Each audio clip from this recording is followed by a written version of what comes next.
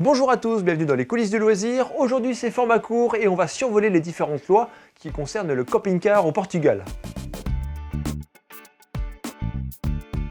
Le Portugal, c'est une destination très prisée des camping-caristes. On y accède assez facilement par la route.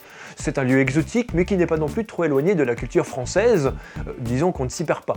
Du coup, la forte affluence de camping-caristes a poussé le gouvernement à prendre des dispositions. Il y a eu quelques balbutiements des textes pendant un an, mais voici ce qu'il faut en retenir. Il y a 3 aspects à considérer: circuler, stationner et camper. Pour circuler, pas de problème, c'est autorisé et heureusement. Côté vitesse, en agglomération c'est 50 km/h, sur les routes secondaires 70 km/h, si la voie est séparée 80 km/h et enfin sur les autoroutes 100 km/h. Si les enfants font partie du voyage et qu'ils ont moins de 12 ans ou moins de 1,50 m, c'est à l'arrière, sur un réhausseur ou un siège adapté. Pour tous ceux qui ont un porte-vélo, sachez que la loi interdit un dépassement du camping-car de plus de 45 cm et que rien ne doit dépasser la largeur du véhicule.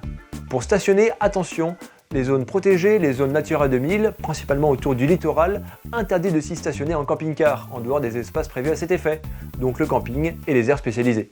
En dehors de ces zones, vous pouvez stationner pour une durée maximum de 48 heures dans la même commune. Évidemment, si vous êtes dans un camping ou une aire dédiée, pas de limite bien sûr. Ça nous fait pas mal d'éléments qui j'espère vous seront utiles. N'hésitez pas à me corriger ou à compléter l'information dans l'espace commentaire. Alors bon voyage!